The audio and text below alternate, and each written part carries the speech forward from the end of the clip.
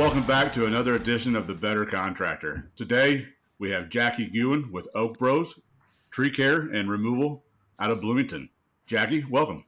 Hi, yeah, thanks so much for having me. I'm super honored to be here. Thank you. Awesome, thank you. Travis, no nickname for you today, dude. Just normal guy again. Just normal guy today. He says Travis, the normal dude, with an epic gray and white beard. It is epic.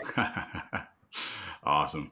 Well, Jackie, tell us a little bit about you personally. Who are you? Your past? What got you to where you're at today? Let's learn about you. Yeah. Okay. So I am a daughter of two amazing parents that have held me accountable with my relationship with Christ, with my relationship with people, with trying to strive to be the best person that I can be. I am one of 8 children. There are 7 girls and 1 boy, and so accountability there is real. I have phenomenal siblings that don't let me get away with anything. We call it our tribe, and I am super blessed to be a part of that tribe. I grew up playing a lot of volleyball. I am an athlete, college athlete. I won a national championship in college, and I'm a 3-time All-American. I am trying to also become as successful in business as I was as an athlete. And I'm really excited about that. I started out my career as a cosmetologist. I love to serve people. I love to protect people's image. That's what I thought about as cosmetology. That's what I did. I protected people's image and their brand by servicing them and trying to make them feel as good as possible with a haircut or color or makeup. And from there, I had to retire my shears and blow dryer. I separated my elbow in 2018. I fell. And if we were not in Bloomington, if we didn't have, or in the United States, I'd say, and didn't have the resources we had, I probably would have been crippled. So I'm not able to do hair anymore. And it actually was really difficult to see as a blessing in the midst of it. But it was, God made my weakness something that became really powerful and healed me mentally, I'd say, and also physically. I'm probably 95% with my arm and my hand and all the things. We don't have to go into it. But Josh wanted me to work for him. And Josh is the owner of Oak Bros Tree Care. He's my husband, for everyone to know. And we are a family business and we love it. We're best friends, business partners, and now parents. And husband and wife, of course. But he asked me to come on in 2018 and knew that I had strengths and efficiencies in leadership, knew that getting no's from people didn't completely disable me. And I needed to put my mind to work because I think Travis and I were discussing this earlier, but Josh and I both came to a realization that putting your net worth and what you make for your family into your body, like your body has to produce, is irresponsible. Because we learned that. I lost an income like that. And there was no preparation for that. Right. And so I'm learning business and I'm learning what delegate means. And we onboarded Traction as Josh decided to get accredited through TCIA. And so as we were going through the accreditation process and preparing for that, and what that looks like, if anyone wants to know, TCIA is the Tree Care Industry Association, and they're not getting anything for this. It's just something that allowed Josh and I to scale quickly because their requirements for accreditation were so complex, I would say. At least I thought that they were at the time for our business. So some of the things that they required were the business plan, accounting, safety measures, how are you solving problems and issues with clients, and then, oh goodness, there's so many things: quality control, operations, how are you managing professionalism within your company, and then they come out and audit you.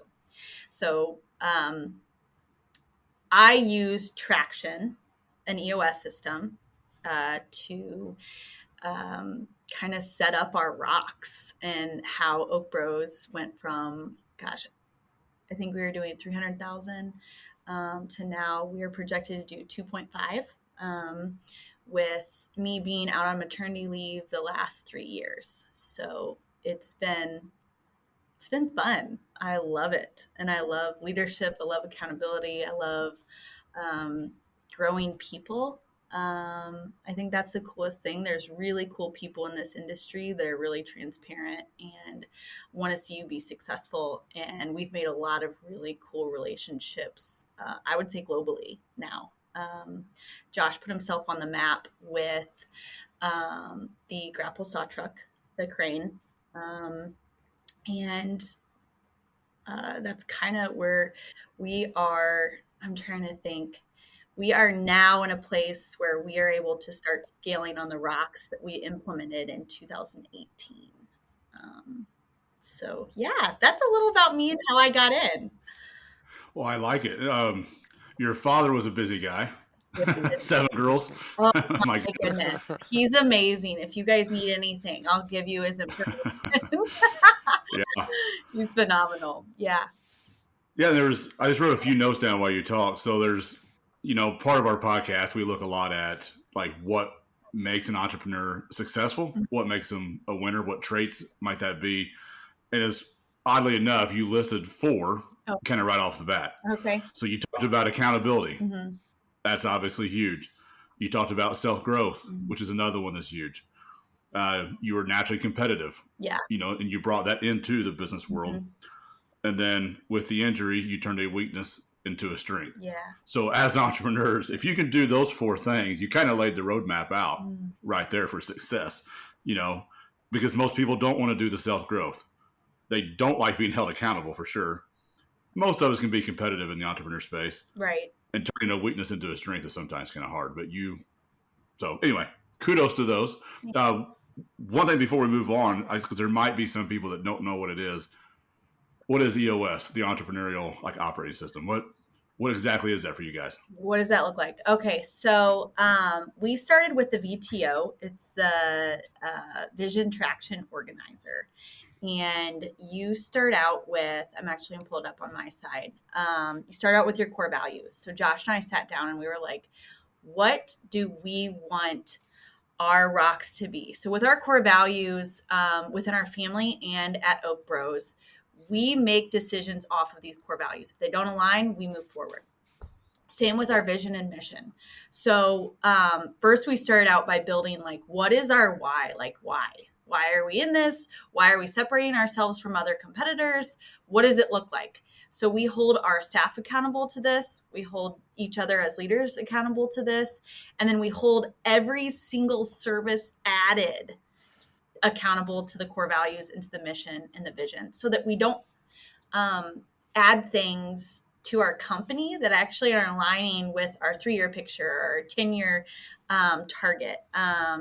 And so our core focus is building a company where people love to work while creating leaders within the industry, engaging with our peers to exceed expectations. And we believe our niche is simplifying tree work environments through disruptive technology. And that's where kind of AI comes in. Are we utilizing everything? No, but I believe that we're behind 2 seconds ago, right? Because AI is allowing people to compound so quickly on what's already there.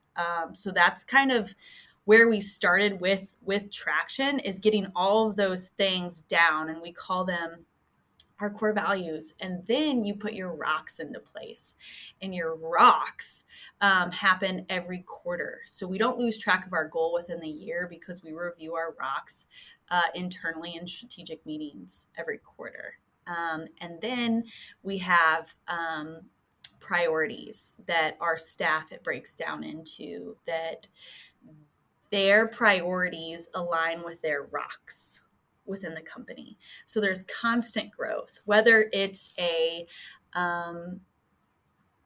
new way that we can contact our clients, or say we've had poor communication with clients and it's starting to become a pattern, right? We would put together we'd put together kind of a quiz for our clients and say, okay, can you tell us where we faulted? And like earlier, weaknesses to me in the company are actually opportunities for us to be better and stronger and to kind of like set ourselves apart, because we really believe that service is kind of what set us apart from other customers or from other tree companies. But not only tree companies, when's the last time everybody gets really good service? Oh yeah. It doesn't happen often. And so we just really want to be that company that they're like, whoa, they provided great service. Not only is it to separate, but we love to serve. We love to serve people. It's part of Josh and I's hearts. It's a part of our mission. So anyways, Traction is the system that I set Oak Bros up on, and I became the implementer for our company. Because I will tell you how small we were when I started. It was Josh and me and a crew. And so I started delegating Josh's like daily tasks to me. And then I wanted to set up operations. So I hired someone to manage phones and to manage emails and to manage the schedule. So I could continue to create what Josh envisioned, if that makes sense. Yeah. So he had this huge vision for our company. And then I had to break his vision down into actual realistic goals, and even SOPs, so that we could become consistent daily. Because without that consistency, there's not a lot of growth. You can't scale anything. And then without knowing the numbers and tracking what everyone's doing, then are you actually growing 30% or whatever you guys decided or whatever we decided we wanted our growth to be? So out of our rocks, we set up obviously the quarterly review so that everyone can hit the rocks. But then we also broke that down from quarterly review to weekly meetings. And this is called our tactical meeting. And this is where we review our flash report. So everyone has metrics they have to hit weekly. And then they all get measured against each other. So then nothing falls through. And that meeting happens every Monday. And I love that meeting. I don't know if everyone loves it, but I love it because we get to keep a pulse on the company. I'm trying to think what else down from Traction. And I learned that the 10X meeting was a little bit too dry for our staff. So I onboarded tactical meetings from Death by Meeting. And these are books for anyone listening. Traction is a book. And it literally tells you how to set this all up. So it's not something that I created. It's something that people did research behind. And it's an EOS system. And I decided some of the things didn't work, and then implemented other things. Like Death by Meeting is a phenomenal book. If you hate meetings, you need to read this book. Because then you're learning that maybe you're approaching a meeting without the correct vision, I guess I would say. But yeah, so that's what Traction looked like. Sorry, that was a lot. But I hope What are go ahead. What are rocks? Rocks. Okay, so rocks are goals, but they're more of objectives, because goals are kind of like, I don't know how I feel about goals. I'm still trying to figure out how I feel about goals, because some people obtain them, some people don't, some people set them to where they're not even attainable. But our rocks are objectives that need to be hit for the year. So you have a date when it needs to be completed, and then you have who is in charge of that action plan, right? Like, who is in charge of that? Who do you need to get involved? So for me, that's mine.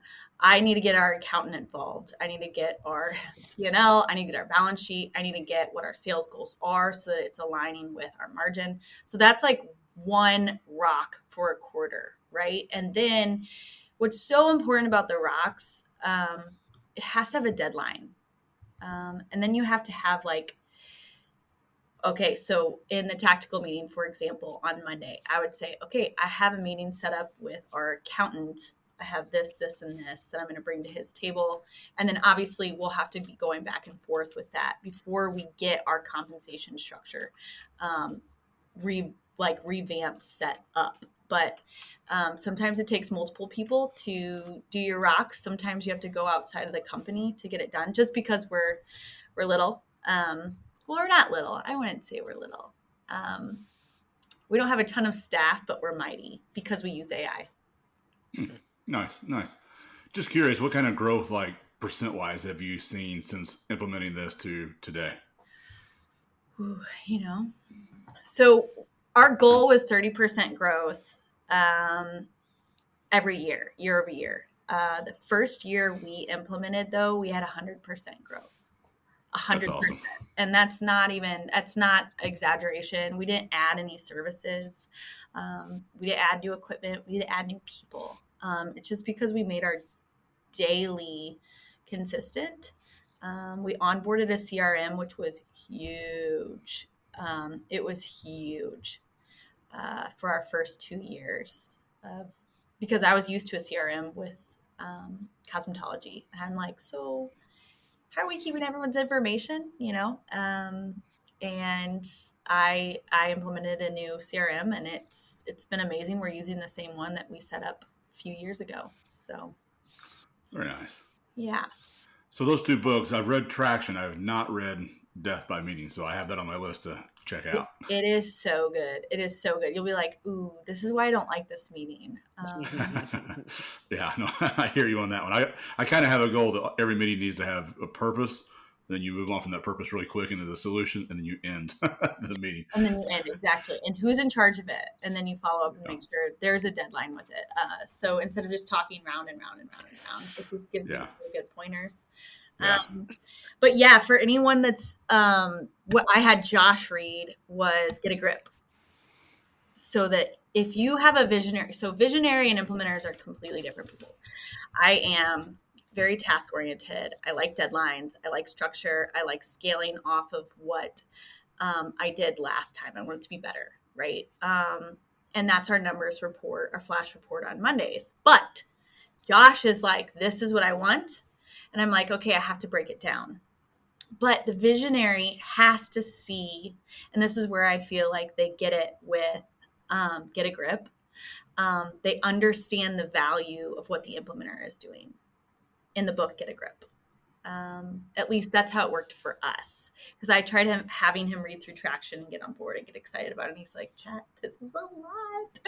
I'm not sure. But Rocket Fuel and Get a Grip have been really good books for us. Rocket Fuel? Did you just add another book? Mm-hmm, Rocket Fuel and Get a Grip. All right, we've got 4 books already, and we're 20 minutes in. You know how I like books. This just added 4 to the stack. I thought those were all fake books behind you. No, they came with the package. You can order the bookshelf stocked or not stocked, and for $100 difference. Yeah, smart package versus aspirational package. Oh, I see.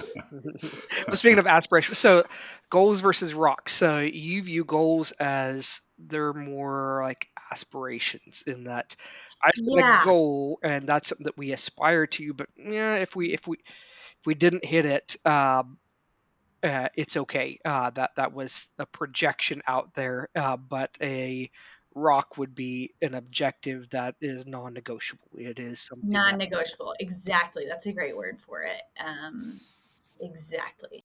When you're a smaller company, you're up against, you're competing with a larger company. A lot of people want to think that the larger company has all these resources. They got all the more money. They got the attorneys. They got all this stuff that these smaller companies don't have. But what you kind of highlighted, Travis, is that really is actually an advantage because smaller companies like us, you, others, we can move so much quicker. We're so much more nimble. Oh yeah, so like we mainly work in oil and gas, Okay. but we've been up against larger companies than ours. We're kind of a medium size, but we try to make sure that even though we're a medium sized company in our industry, that we're able to move quickly because we've taken a lot of business from our competition because we got the quote turned around like Love that. immediately, or stuff like that where we're responsive. And we Right. kind of have a rule that we respond to your email, your text, your voicemail that day, as long as it's not like 4:59 p.m. sometimes. Um, but it's that people want. And you brought up earlier, Jackie, you brought up service. Yeah. We're all service companies for the most part listening to this podcast, and a whole bunch of other people in the US are. But if you want to not be the cheap person in your room, you have to give that customer an experience.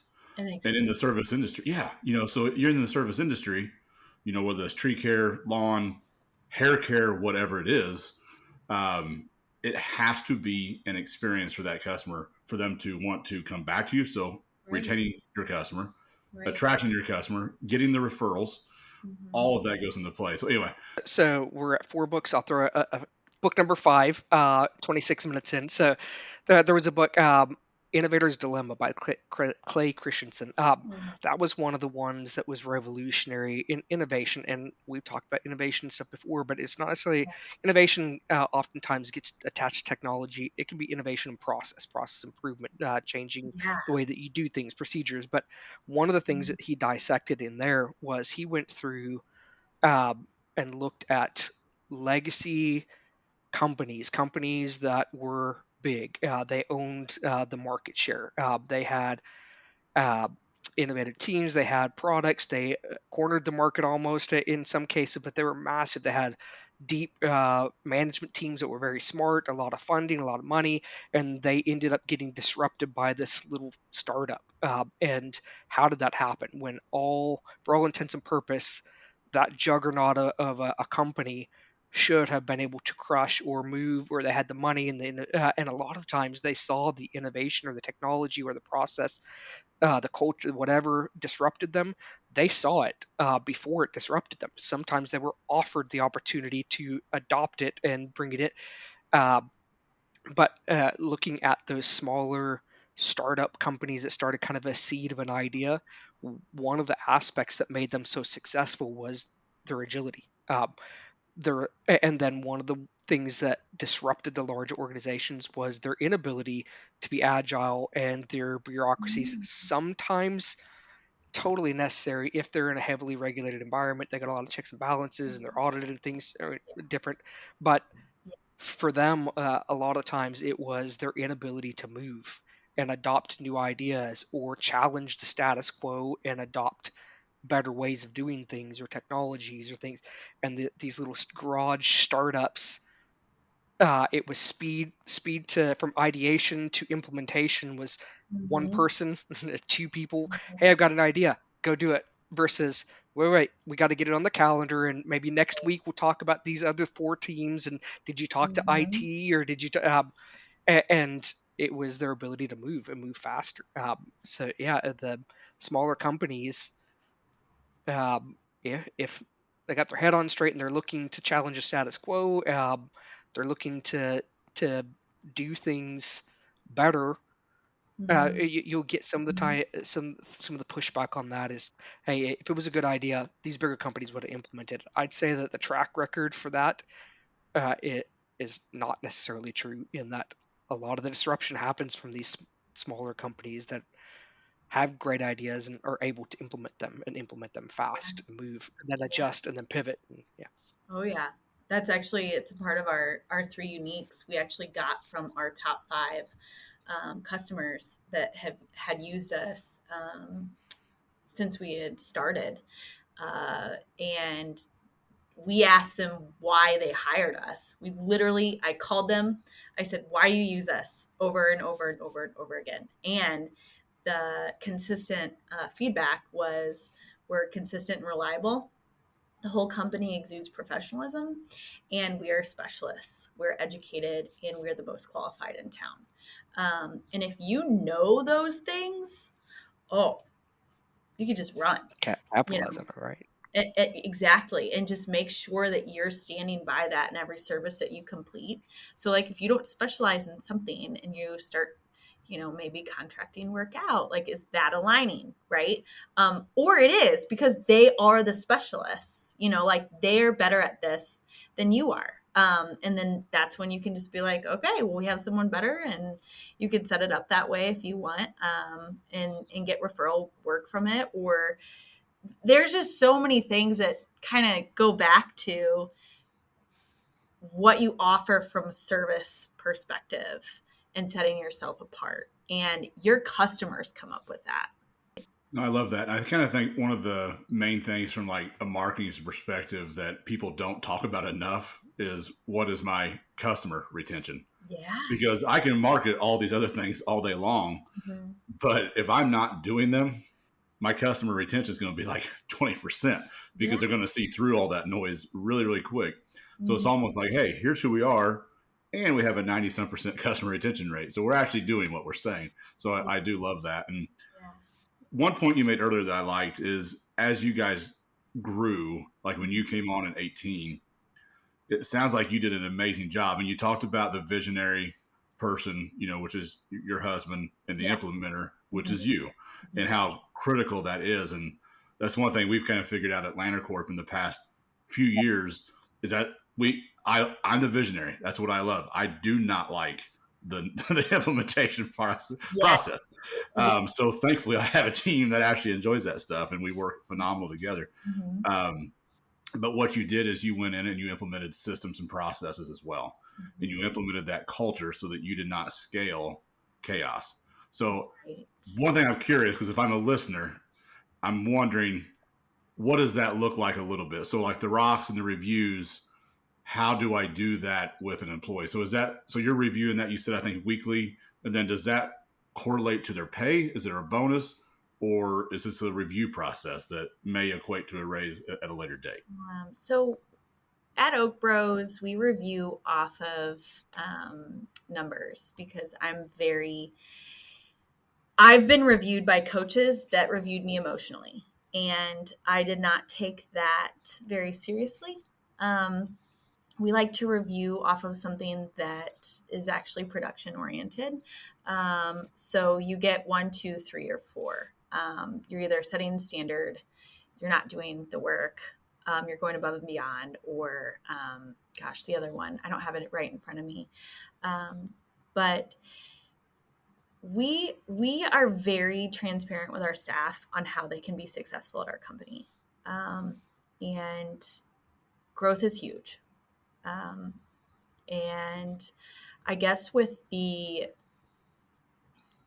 reviews, they are, because reviews sound scary. It's more of like a talking point. Like, where are you guys at? Do you need support? You're setting standards here. We don't believe this might be harsh, but this is where I come in. You're not going to get a pay raise for coming to work and doing the standards that we've put here. Like, this is a part of your job description, right? If you are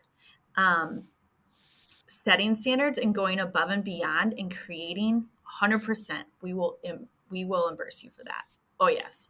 But someone coming to work on time, hard no. Like, that's the expectation.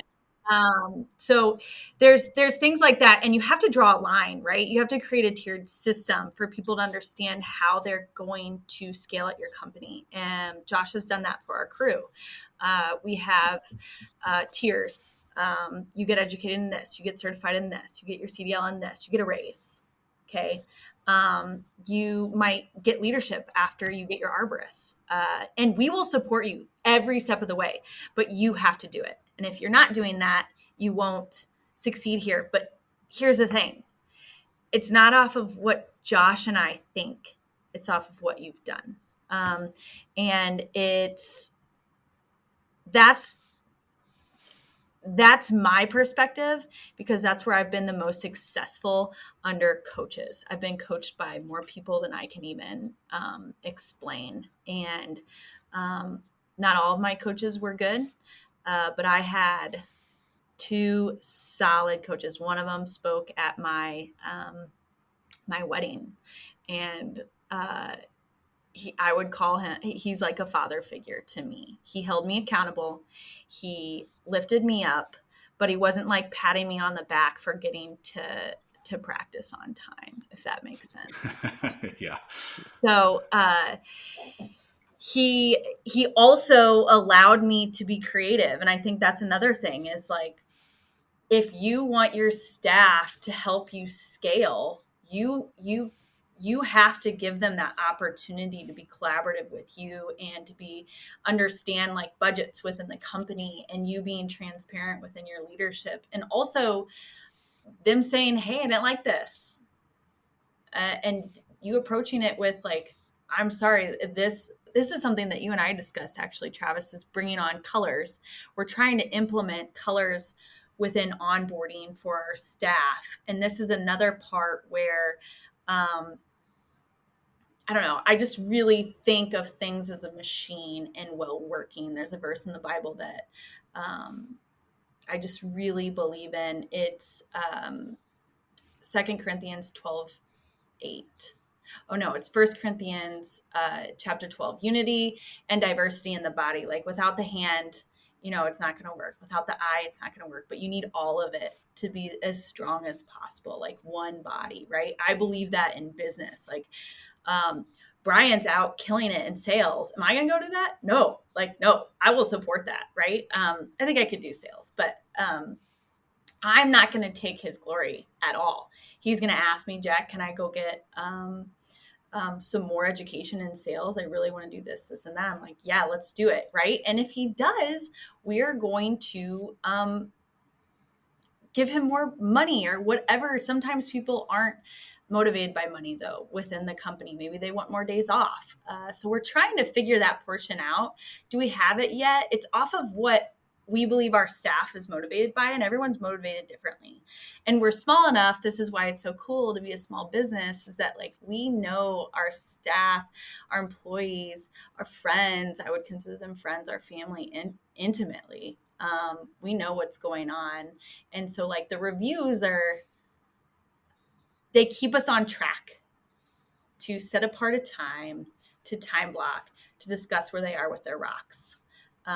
Is it realistic? Do you need more time? Should we put this on next quarter? Is it an open project? Is it closed? Do you need support with a different department? So there's that. I don't know if hopefully I answered your question. Yeah, no, that did. That's perfect.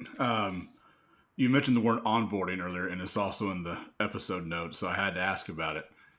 How have you worked to select the right people? So obviously culture is a big deal, so you don't want to bring in the wrong person. Right. In tree care, experience is somewhat important, but you can train certain aspects, but obviously hiring someone with experience is a plus. But what are you guys doing to help identify those right people? So we hire and fire off of our core values, and it's known. So when you get hired, a part of one of our questions is like, what are our core values? Are all of these core values okay with you? Do you align with them? We're making sure the boot fits for you, but also for us. So in our interviews, I really try to make sure I'm not in charge of all the interviews anymore. I come in on the second interview. I make sure that everyone coming on knows what they're doing, because it is the worst going into something and having an expectation that's not accurate, you know? And so I try to be really transparent with whoever we're even thinking about as a candidate. Like, this is what you're going to get. We're growing all the time. If you need constant structure, it's there in our meetings daily. I am not going to be making sure you're doing what you're doing, but I'll be able to see it in our tactical meeting on Monday in the flash report. So if it comes up that things aren't happening, that's that. We do 2 interviews. We hire and fire off of our core values. That's something that Traction implemented, and it's so nice because people know, okay, well, I don't want to continue education. This might not be the place for me. Oh, they want me to get my arborist. This might not be the place for me. Oh, they want me to get a CDL. I have a DUI. Let's be real. That's a thing. There are lots of things that the core value people analyzer allows people to come in amped or know that it's not the right fit. And that's one of the ways that you do plus minus, and if they get like 3 minuses, they're out. First time I came across you, Jackie, you and Josh, was at, I think it was at the Equip Expo, or was it TC? It was TCIA. Yeah, it was the TCIA Expo in November. Yeah. So that's where Heather Dirksen, during her, which we've had here on the podcast, she's amazing. She brought you guys up as a case study, and so there's something I actually do want you to talk a little bit about, which was highlighted there, but about culture. And so there were several of the breakout sessions that I attended, and this was one of the consistent things that most people in the industry, regardless of size, regardless of location, it was a challenge for everybody, was talent acquisition, or attraction, acquisition, and retention. And so one of the things was a lot of the people that were having challenges with it were identifying, I just can't find the right people, I can't keep them. We've got There more, were a few things that came up that I was like, ooh. and it's we got more work than what we can't grow our company because we can't find enough staff for things. So there's a bunch of different ways to maybe approach that, depending on the individual or the specific challenges. But one of the things that when I saw some of the people who were speaking on stage or the panels or things, there was I think, I'm going to keep myself what, in every one there was at least one person that didn't seem phased by it. One business owner or one company in the lineup that was like, nah, it's not an issue for us. And I think it all came back down to culture. And one of the things that was a through line for that too was they started early on identifying, one, they knew what their culture was. Two, they didn't compromise on it. Three, Right. they really tried to set the expectations, like you were just saying, early on, both for the person that was looking to come into the company, but then also for the company to evaluate them. There was one that highlighted what they were doing, and they did ride-alongs, which I thought was awesome. Where they took the potential employee and put them out on a truck with the crew for the job that they'd be doing, and let them go out from the very beginning of the day all the way through the end. And it was 2 things. One, so that there was no ambiguity about what the day looks like. It's going to be long hours. You're going to see what the crew does. They work hard. They're out in the elements. They're working both with the customers and on projects and the variety of challenges. So they had a clear picture of, I'm not expecting to be sitting in a truck in air conditioning or have extensive breaks. So there was very little ambiguity about what they would do. But then also their staff, so whoever the foreman or the crew leader was also evaluating them. So when I'm over here picking up trash, or when I'm talking to the customer, are they hanging out by the truck, or are they here engaged? What type of work ethic? How are they interacting with the crew? Are they trying to be helpful? Are they trying to find work? Things like that. And those were cultural things. And that particular business owner has a very large lawn care, landscaping, tree care company in the Midwest. and he didn't have any issues. He's like, we don't have, you guys are focused on the wrong thing. You're hiring the wrong people. Yeah. And how important that is early on to find the right fit and the culture and bring in the right people.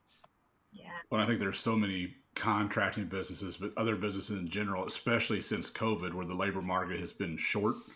There's been so many people just hiring, just to be blunt, a warm body. Yeah. And then they have this insanely high employee turnover. Then they sit back and wonder why. Why is my culture not right? Why are we having these incidents? Why is my customers not happy? Because it manifests in It's other just what issues. you Yeah, right. Hire the exactly. wrong Yeah. person. So it 100%.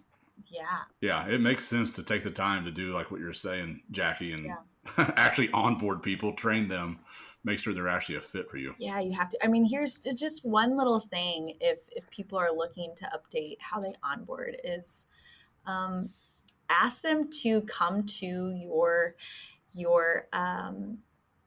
interview with your core values and with your mission statement. And if they can't find it, and if they don't, they're not there. Because you want Yeah. people drinking the Kool-Aid. If like one of our core values is family, and if that doesn't live in you, and if it doesn't put a fire in you, and if you're not able to make a decision, because that's what Josh and I say is like, if we are not available, if someone in leadership is not available, go back to the mission statement. And if it aligns, if your decision to move forward aligns with our mission, our vision, and the core values, do it. Right? If it doesn't, don't. Don't do it. Don't do any of it. Run. Right? Not really run, but if it doesn't align, move forward in a different manner, professionally, obviously. But if it does align, go for it. Set a standard. Give great service. Travis, I know you've been dying to ask. So those who've listened to a few podcasts knows that Travis really likes tech stuff. Mm. And I know, Travis, you've been itching to probably ask Jackie a few questions. So ask away, bro. Yep. So this came out of some of the. So yes, I do like technology innovation as a human augmentation, in the sense that also we're part of the digital natives, in that we've seen technology evolve, but we've also seen life before technology, especially as Mhm. we know it today. We all have supercomputers in our pockets via the smartphones. I see it as a tool to be leveraged to enhance our capabilities. Definitely. So, and we live in a unique time too, in that there's some significant things that have happened through our lifetime. If you're in your 30s and 40s, just in 50s, the evolution and the compounding effect that we've seen with technology, where, and Brent, this is going to be maybe another conversation for another day, but as far as what led us to the time where, like, we've lived through in the last 10, so it's 2007 the smartphone came out, so that was kind of the delineation point where we've seen technological evolution up to about then, but something happened around 2007 2008 where all these sci-fi technologies, video chats, AI, robotics, drones, like,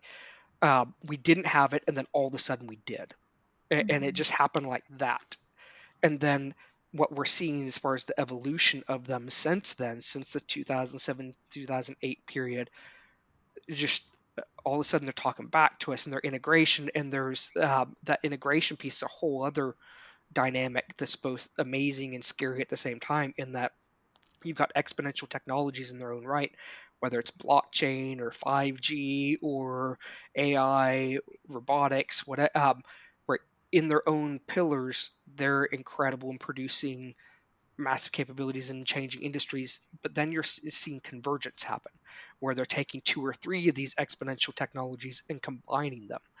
Mhm. And then it creates whole new frontiers that weren't even fathomable prior to, and it's continuing to do that year over year, where it's just moving the needle so far above what these timeline horizons, where we thought, well, that technology is actually like 10 years away, is actually 3 years, or it just happened, or um, and so the challenges that that poses and what makes it scary for people in our industry is, you go to the Equip Expo, and there was drones and robotics and AI everywhere.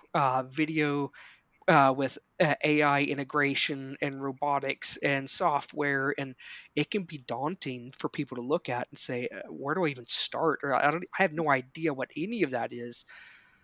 I'm just going to keep doing what I'm doing because that seems crazy, and I don't even know where to start with that. Uh, so that was a challenge, and there's cultural things in there too. But how do I bring these technologies in? I see that there's something, um, there's potential there that I can do things that I couldn't do before, or answer some challenges, or add capabilities. But where do I even start? Is one Mm, component, but then two it's expensive, or I don't understand it, and I don't have staff that can understand it. If you don't start now, that's the first part that people have to is you have to start learning about all of these things, because as they converge and create, you take 3 or 4 of these technologies put together, you're definitely not going to understand it.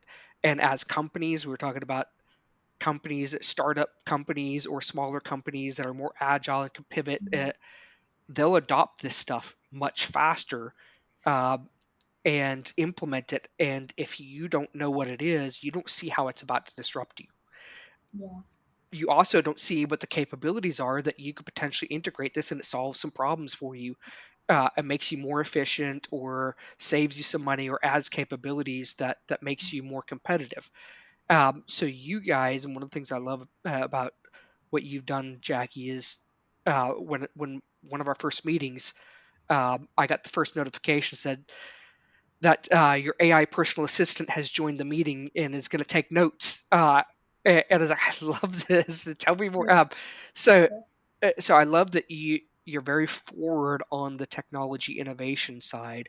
So, one, can you talk a little bit about what you've done as far as the technologies, in a way that people who might be looking at this like, I don't, I see all that out there, I don't even know where to start, I don't know how it Mhm. would benefit me. I see more challenges than actual opportunities with it. So like, for somebody, the things that you brought in, how'd you approach it, how could some other people look at it? But then two is, how do you integrate that in the culture without destroying the culture that's made you guys so successful, especially like legacy companies that have had a business pre like really edge technology?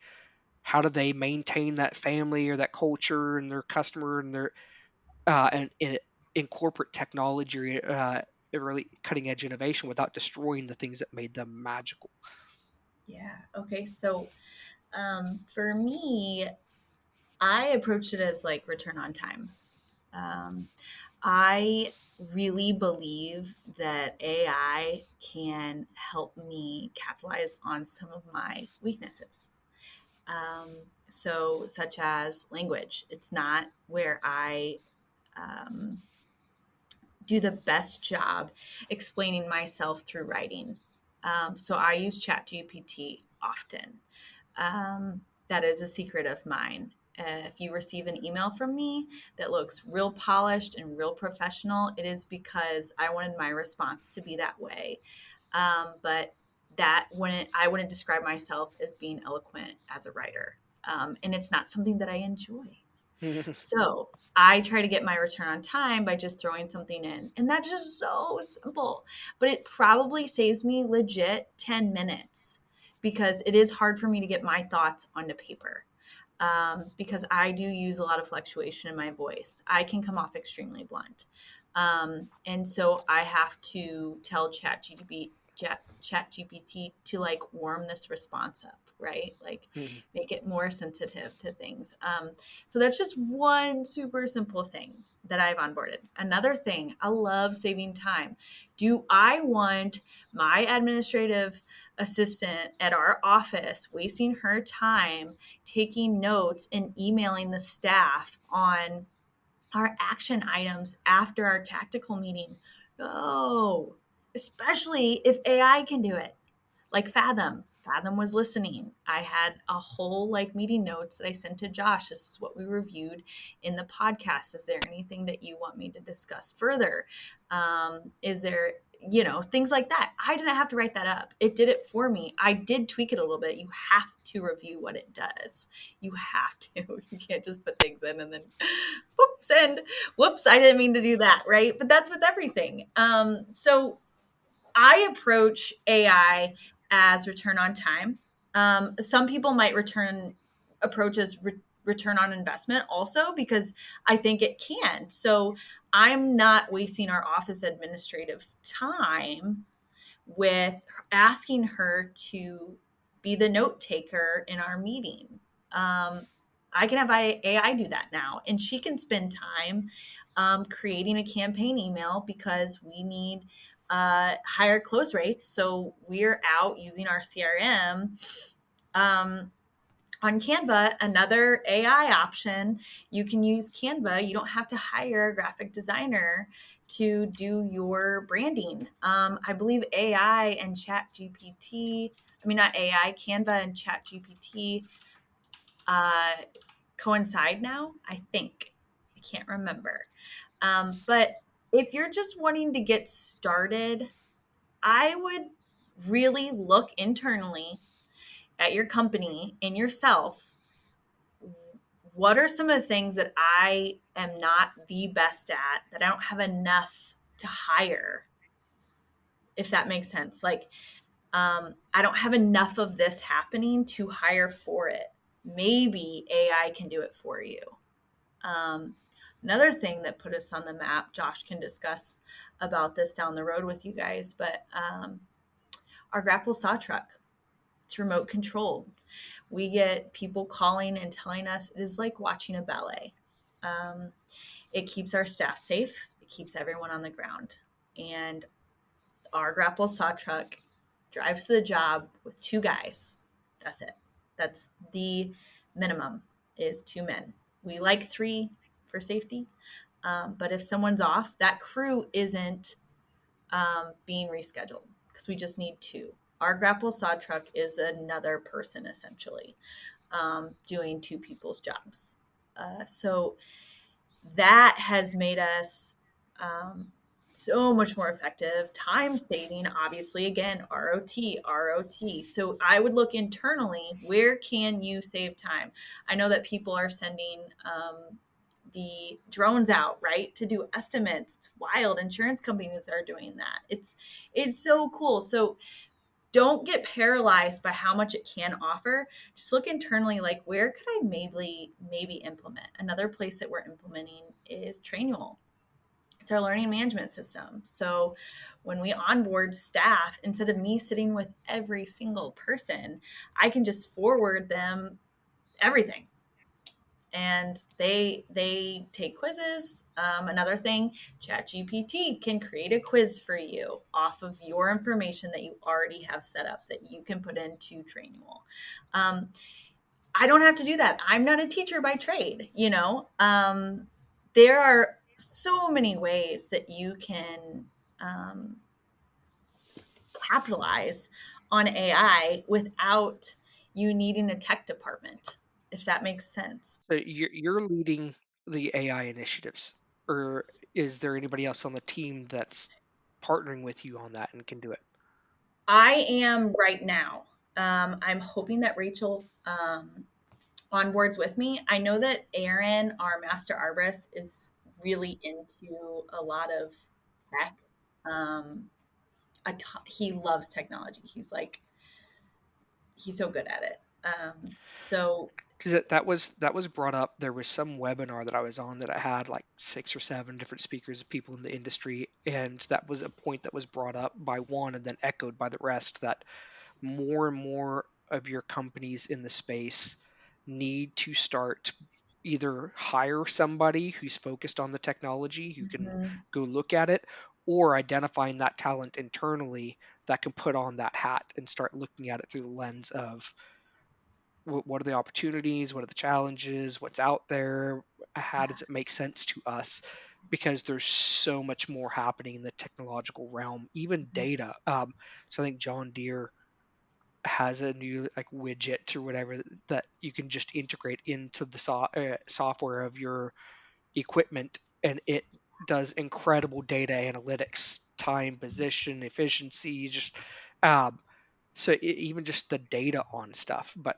somebody who is technologically, and this is where maybe a lot of the younger generations too, it can be a talent attraction and acquisition and retention piece of giving them a, a little bit different career trajectory where they definitely love technology, but they also love the industry, showing that they can leverage their time since they were 5 and 6 years old with a game Yeah. controller that there's a place for them.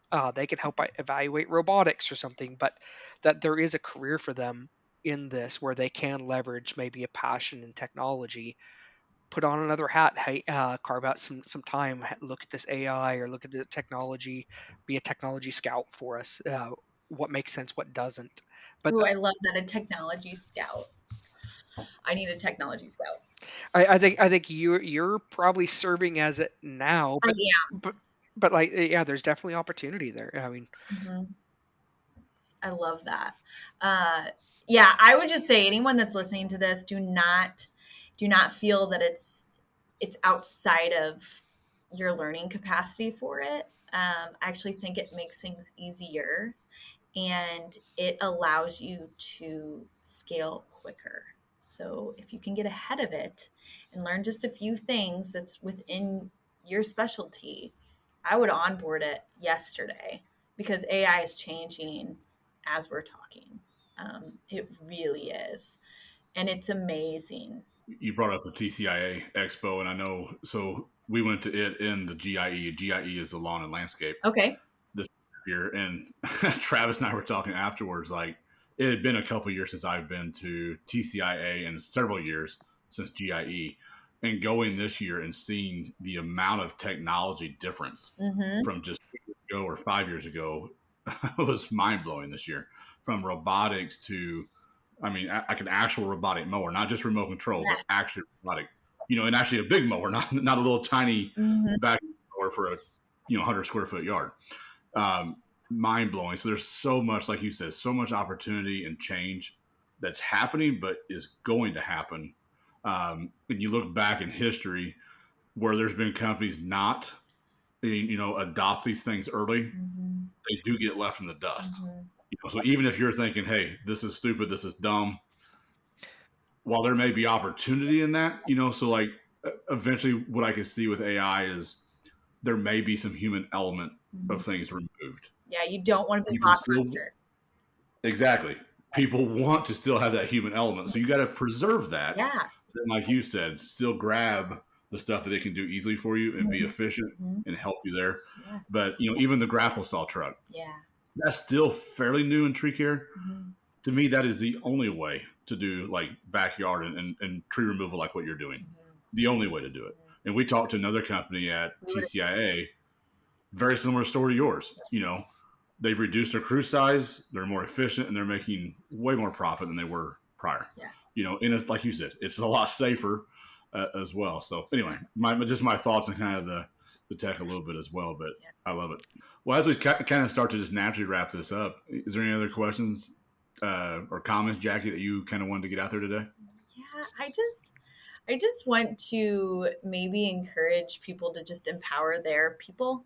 I'm constantly surprised by what people are made of, and learning your staff's strengths, but also learning their weaknesses, because there's power in a weakness, there's opportunity in it, and just, I guess, sticking to your vision and mission and not swaying at all.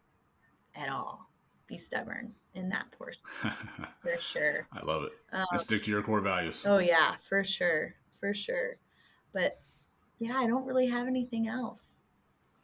Awesome. Well, you gave the listeners a lot of books to read as well. So y'all got your homework cut out for you on this one. Yeah. Sorry about that. Trash and death by meeting. I just want people to rocket fuel. do it. Like, you can do it. I was thinking different industry empowering others is huge. So yeah. And empowering others is a big part of EOS, the entrepreneurial system. So yes, I definitely love that, because most people, it's a leadership style. People don't want to necessarily just be told what to do all the time. So when you can hire the right people, they give them the power to kind of have an entrepreneurial mindset on their, whatever their task is, or their job, or their division or department. I think that's huge. Travis, what are your final thoughts? I really don't have any. There ain't no way you got so none. so it's No way. no, it leads into other rabbit holes. Like, it's going to lead into adding 2 more minutes to this if I say anything. He's like, no, we got to stop. This can't be a 3-hour podcast. No, I mean, I love the discussion. This is definitely on track with where a lot of people are in the industry. There's tons of opportunities, there's tons of challenges, and this is one of the reasons why this podcast exists, is to help peel the layers back, find those who are winning, bring solutions, and work through challenges and help people win entrepreneurially, specifically to the industry, but finding those voices who are on the path of doing great things, who are solving problems, and helping amplify those voices and giving tools back out into the community. Because we all need each other in this, and a lot of this, there's some lessons that can be learned historically and through trends and patterns and some principles and things that never change, but there's also overlaying the current times, whether it's technology or market forces or things that are unique, and mentorship, whether it's direct relationship or books or learning, but also from those within the community that are experiencing challenges, that are working through it, that are finding solutions and giving back into the community, is all something that is going to require what I'm going to butcher it, but for those that have been given great things is great responsibility. So the Spider-Man quote or something. But it's incumbent upon us. The rising tide raises all ships, in the sense that we do have a responsibility to give back to those around us and help where we can. And so that's, love having you on, Jackie. You're one of those warriors out there in Oak Bros, and we're very proud of what you guys have accomplished and are doing. And I hope this is just is the start of a great relationship between all of us. Yeah, I agree. I think there's so much more here. So I'm excited about it for sure. Absolutely. Jackie, you've been an awesome guest on the show. Love your insight, your mindset about business, what you're doing. I love it all. Yeah, thanks. So, thank you so much. So thank you for your time, and thank you for being on with us. We'll probably definitely have you back on. Maybe you and your husband, or one of you, or both of you. Yeah, I'd love that. I think we're fun together. So I'd like to think that. But, we definitely strengthen each other. That's a thing in our marriage. Yeah, that's good. Yeah, sweet. Well, thank you, Travis. Thank you for all of you listening. Hope you love this podcast. I think there's a lot of good content, good value. So if you loved it, please share it. We'll see y'all next time. Thanks.